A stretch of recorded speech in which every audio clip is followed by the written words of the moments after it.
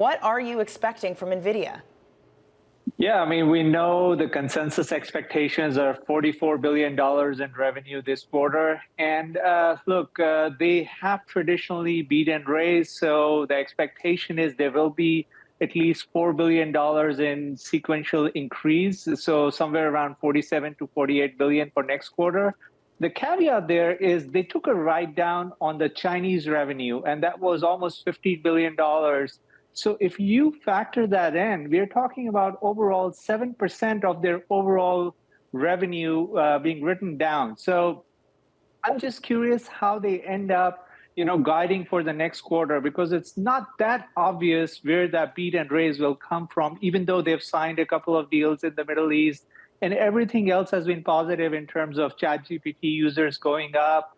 So overall demand side looks great apart from the Chinese write down, which I think will weigh in on the expectations for next quarter.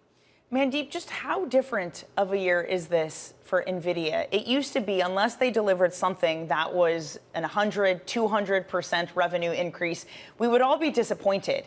It feels different this time, that the expectations are much lower. Just how low are expectations, given what you're saying, given the write down that they've already announced for China? I mean, I wouldn't call it, expectations have tapered, because they're a much bigger company now. They'll end up doing $200 billion in overall revenue for the year. So clearly it's harder to grow at triple digits when you are, that size business.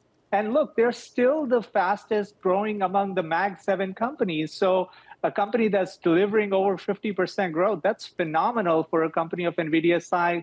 I do agree with your assessment that, they are still a single kind of trick business when it comes to selling chips. They don't have a ton of diversification like the other Mag 7, but clearly there is a long runway given this is an AI supercycle and everyone believes in that. It's just that there will be an air pocket at some point, and everyone is trying to figure out when that air pocket and that digestion will be in the AI infrastructure supercycle.